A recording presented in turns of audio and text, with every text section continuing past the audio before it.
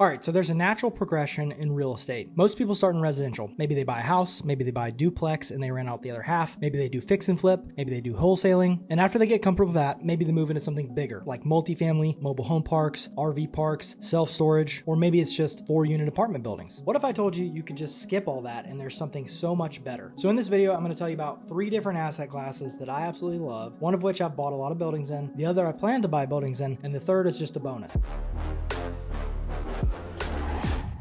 So if you're new here, my name's Graham Story. I'm a commercial real estate investor and a commercial real estate broker. I have a podcast where I talk about how you can get into commercial real estate investing and or transition from residential real estate investing into commercial real estate investing because it's much better. So the 3 asset classes I'm going to talk about, there's a perception around them that you have to be an expert in the field. And while you definitely need to know what you're doing, you don't have to be an expert to get started in them. You can just jump and skip all the residential stuff and jump right into these 3 asset classes. Now, obviously there's a few caveats, which I'll get to later in the video, but let's get started. Hey guys, real quick, I hope you're enjoying this video. If you're interested in seeing how I made over $100,000 in my first commercial deal in less than a year, I put together a free guide in the description below. Just sign up for the email and I'll send it right over. Make sure you check your spam folder because sometimes it'll end up there. Now back to the video. So the first one is industrial. I've made a lot of videos about industrial on this channel, and when you're done watching this video, you can go watch the other videos I have about industrial. That's definitely the one I'm the most knowledgeable in, and it's the one I bought all my buildings in so far. There are multiple different types of industrial. There's light industrial, there's heavy industrial, there's small bay flex, and then there's a bunch of others. But those are the 3 I'm going to touch on. So for light industrial, picture a metal or a brick building. Typically it's single tenant, maybe it's multi-tenant, and the users of this are probably going to be like a plumbing company, an HVAC company. Maybe they're doing some light manufacturing, hence the word light industrial, and they're not doing anything heavy. They don't have, it's not like an Amazon warehouse distribution center that's a huge big box industrial building. It's like, think about like a regular trades business. This is the type of building they would occupy and own for their business. Then you got heavy industrial or manufacturing, which is like big factories who are producing maybe cars or maybe power plants or whatever it may be. And then the third one is small bay flex, which I've also made an entire dedicated video about, which I'll link right here. Those are basically light industrial buildings shrunk down into smaller units. So you might have a 10-unit small bay flex building where each bay is 1,000 square feet, and the tenants are going to be like plumbing, HVAC, electrical, roofing contractors, stuff like that. Maybe they're going to be a car detailer or a car wrapper, maybe a small e-commerce business, stuff like that. So I like industrial because it is simple. The tenants are only worried about functional and usable space. They're not worried about how it looks. They're not worried about the paint color. They're worried about something that they can use for their business. There's not a lot of headaches. There's not a lot of maintenance. You're typically dealing with concrete floors, metal walls, a little bit of office space, and that's it. And the other thing is there's not a lot of people looking at this asset class right now. It's wide open. Of course, you look on the internet and you see people out there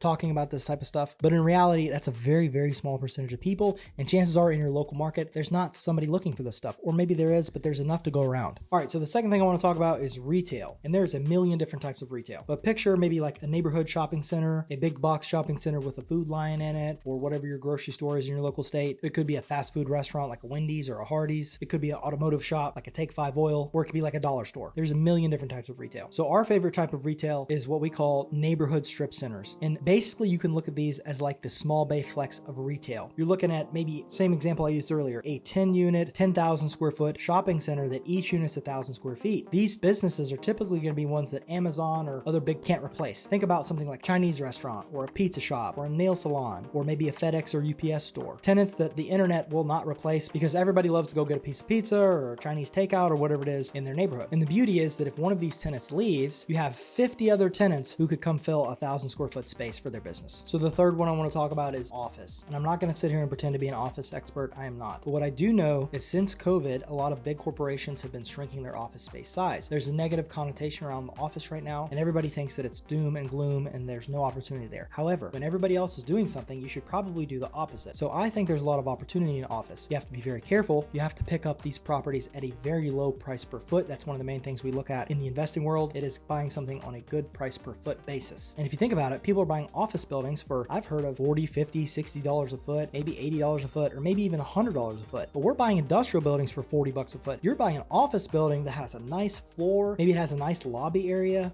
There's probably nicer lighting. It's got a kitchenette. You're buying like a nice asset and a nice building that has a lot of features and amenities amenities at a really low price per foot. Now you have to be careful because you don't know how long it's going to take you to fill that space. You have to be able to have the staying power to hold on to an asset like that and make sure that you can hold it while it's vacant in case for whatever reason you can't get it filled. That's why I would recommend, like the other two asset classes, small bay flex, neighborhood retail, that if you were to buy office, I would look for a multi-tenant office building. Take the same example, 10,000 square foot office building with 10 offices in it that are 1,000 square feet. Well, guess what? How many businesses, your local insurance agent, your local wealth manager, your local real estate agent, who's going to be able to utilize 1,000 square foot office space for their business, and you'd have a long list of tenants. So the playbook in all three of these asset classes is very simple. You buy them at a good price, and then you add value to them some way. There's a million ways you can add value, but I'll discuss three of the main ways you can add value to a property. First, the obvious one, you can renovate it. You can replace the HVAC system, you can replace the roof, you can paint it, you can put new floors, you can put new lighting, whatever it may be, you can do some renovations or remodeling to the property. The second way, you can bring the tenants to market rate rents. A lot of times, owners will hold a building for a long time. They won't raise the rents. They'll hold them flat, maybe just because they like collecting the cash flow. And then you end up with a building with super low rents. You can go in there, you can raise the rents. Typically, you want to do something to justify that, like fixing up the building. And then once you raise the rents, get the property stabilized. In commercial real estate, the value is completely based on the income. So obviously, once you get a higher rental rate, your income is going to be higher. Therefore, your property value is going to be higher.